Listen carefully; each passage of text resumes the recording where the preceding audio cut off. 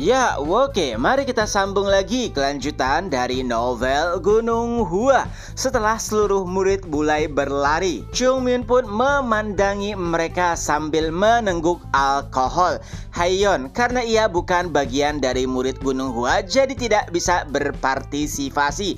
Tapi ia merasa sedikit khawatir. Lalu ia pun bertanya kepada Chungmyun, murid, apakah perlu sampai sejauh ini? Dan sambil menatap penatua Oh Jongsong, Chungmyun pun berkata, ya, karena aku harus menyelesaikan permasalahan ini. Sebenarnya Haeyeon tidak terlalu khawatir dengan kemampuan murid-murid Gunung Hua. Ia telah melihat bagaimana mereka berlatih. Jadi dibandingkan seluruh murid selain Gunung Hua, pastinya tidak ada yang akan pernah mengerti bagaimana kemampuan mereka. Dan adapun 5 pedang, jika mereka dibawa ke sekte Shaolin, mungkin tidak ada yang bisa menghadapinya kecuali Haeyeon sendiri. Akan tetapi jika yang dipertandingkan adalah kecepatan, mungkin sedikit berbeda. Ya, klan hantu merupakan yang terbaik dalam hal kecepatan kaki.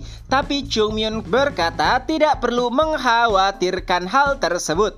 Di lain sisi, Jogul yang berlari seperti kesurupan merasa sangat bersemangat. Ya, dalam perjalanan, Chungmyun menambahkan beban kepada murid-murid Gunung Hua yang menarik gerobak. Beban tersebut merupakan besi hitam yang lebih berat dibandingkan besi biasanya. Lalu karena saat ini besi-besi tersebut telah dilepaskan, jadi ia merasa sangat enteng dan bahkan percaya diri untuk mengalahkan klan hantu. Yongjun yang ada di belakangnya juga memikirkan hal yang sama, yang artinya pelatihan Chungmyun sangat efektif walaupun mereka juga membenci untuk mengakui hal tersebut. Tapi dari belakang mereka tiba-tiba muncul murid dari klan hantu. Ia pun mulai berkata, seperti yang diharapkan dari sekte bergengsi, kalian nampaknya cukup cepat. Dan terjadi perdebatan antara murid klan hantu dengan Jogul. Tentunya mereka saling merendahkan satu sama lain hingga akhirnya si murid klan hantu berkata, aku akan memberikan sedikit saran sedikit. Untuk memenangkan pertarungan, kecepatan bukanlah segalanya. Oh ya, ini adalah tempat yang sering kami gunakan saat berlatih. Jadi apakah kalian tahu jalan yang tepat? Dan tak lama kemudian perkataan murid klan hantu pun terbukti. Baik itu Jogul dan juga Yongjung, mereka berdua terperosot alias terjatuh ke dalam sebuah lubang yang dipenuhi oleh lumpur. Nampaknya itu adalah sebuah jebakan.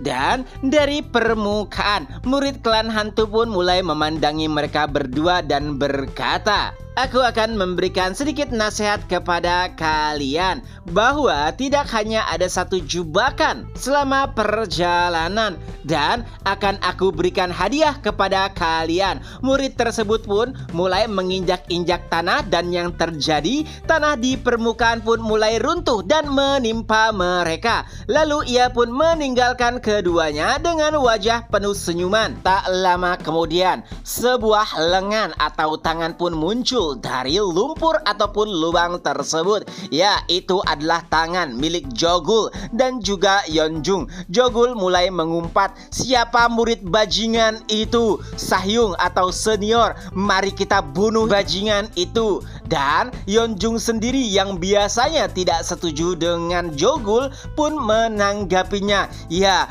kali ini aku setuju, mari kita tangkap dan bunuh bajingan itu. Di sisi lain, Tang Soso mulai berlari, tapi nafasnya sudah terengah-engah. Ya, jika dibandingkan dengan 5 pedang, tentu saja kemampuan Tang Soso berada di bawah mereka. Jadi, sangat sulit untuk mengimbangi kecepatan dari 5 pedang. Tapi untungnya ada Yuisul di belakangnya. Jadi setiap kali Tang Soso mencapai batasnya, Yuisul selalu mendorongnya dan berkata, jika kau pasti bisa dan juga sanggup. Dan itu yang membuat Tang Soso tetap berlari. Hingga suatu ketika jebakan demi jebakan mulai menghampiri baik itu Yuisul dan juga Tang Soso. Awalnya itu adalah sebuah bambu, walaupun tidak terlalu runcing, tapi karena mereka berlari dengan cepat itu akan sedikit membahayakan mereka. Yuisul bisa menghentikan ataupun menghancurkan bambu tersebut, tapi jebakan lainnya mulai mendekati mereka dan pada akhirnya sebuah jaring berhasil menangkap Yuisul dan juga Tang Soso, dan di dekat mereka terlihat salah satu murid klan hantu. Ya, nampaknya itu adalah perbuatannya. Setelah berhasil mengacaukan Yuisul dan juga Tang Soso, murid tersebut pun kembali berlari. Adapun Yuisul sendiri, ia merasa sangat marah setelah menghancurkan jaring yang menangkapnya. Yuisul pun berkata kepada Soso, "Aku duluan." Ya, wajah penuh amarah nampak sangat jelas di wajah Yuisul. Tang Soso bahkan berkata, "Senior, tolong jangan membunuhnya." Dan Yuisul pun mulai berlari dengan sangat cepat. Adapun Tang Soso, yang ia khawatirkan bukanlah seniornya, akan tetapi murid klan hantu yang telah mengacaukan mereka. Di sisi lain, Hongdae yang bertindak sebagai juri mulai merasa bosan. Ia pun berpikir, apakah mereka tidak akan sampai? Dan tak lama kemudian mulai terasa beberapa energi Ki yang mendekat. Ia pun berpikir, jadi apakah itu Gunung Hua atau klan hantu? Hongdae sendiri tidak meragukan kemampuan dari sekte Gunung Hua. Akan tetapi jika yang diperlombakan adalah kecepatan kaki, maka kemungkinan klan hantulah yang lebih unggul. Lalu tak lama kemudian mulai nampak beberapa orang, dan ternyata itu adalah kelompok dari klan hantu. Setidaknya ada 4 dari mereka. Tapi anehnya mereka sama sekali tidak berhenti, malahan terus membablas dan tidak mempedulikan Hongdae. Dan ternyata di belakang mereka terasa aura yang sangat menakutkan, dan murid-murid Gunung Hua pun mulai muncul satu persatu. Pertama, Baekchun dengan seluruh lumpur di tubuhnya. Hongdae bahkan bingung kenapa penampilan Baekchun seperti itu. Dan setelahnya Jogul dan Yongjung itu lebih buruk daripada Baekchun. Tubuhnya dipenuhi dengan lumpur seperti manusia tanah liat.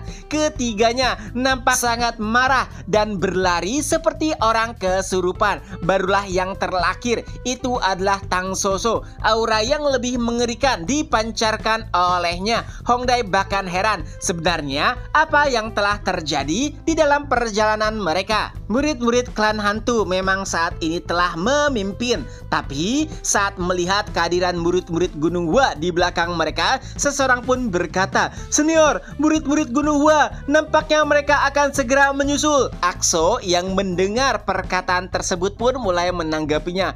Mereka memang benar-benar kelas kepala. Ya, kali ini tidak hanya kecepatan yang harus mereka gunakan, apapun akan mereka lakukan untuk mencapai garis finish. Adapun murid-murid Gunung Hua yang tengah mengejar, ya, kata-kata kotor dan umpatan keluar dari setiap orang, baik itu Baekchun, Jogul, dan juga Yeonjung. Mereka berkata satu sama lain, "Senior, mari kita bunuh mereka. Ya, ayo kita tangkap, hancurkan mereka." Setelah apa yang terjadi dan menimpa setiap orang, nampaknya dendam mulai menumpuk secara alami.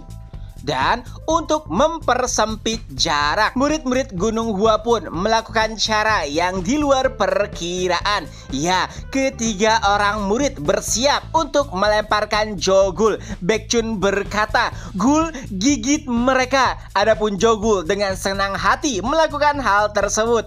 Dan saat ketiganya melempar Jogul, murid-murid dari klan hantu pun terkejut. Jogul semakin mendekat dan nampaknya sulit untuk menghindarinya. Suaranya pun mulai terdengar jelas, "Mati kalian!" Dan bam! Pedang Jogul berhasil mengenai salah satu dari mereka. Sosok tersebut pun terpental dan mulai tak sadarkan diri. Tapi tidak sampai di situ, Jogul pun kembali melompat dan mulai mengincar murid-murid dari klan hantu yang tersisa. Ia juga berteriak, "Beraninya kalian bermain-main dengan kami?" Dengan itu pula chapter pun berakhir. Nah, itulah kelanjutan dari novel Gunung Hua. Semoga terhibur, ketemu lagi di next video. Bye-bye.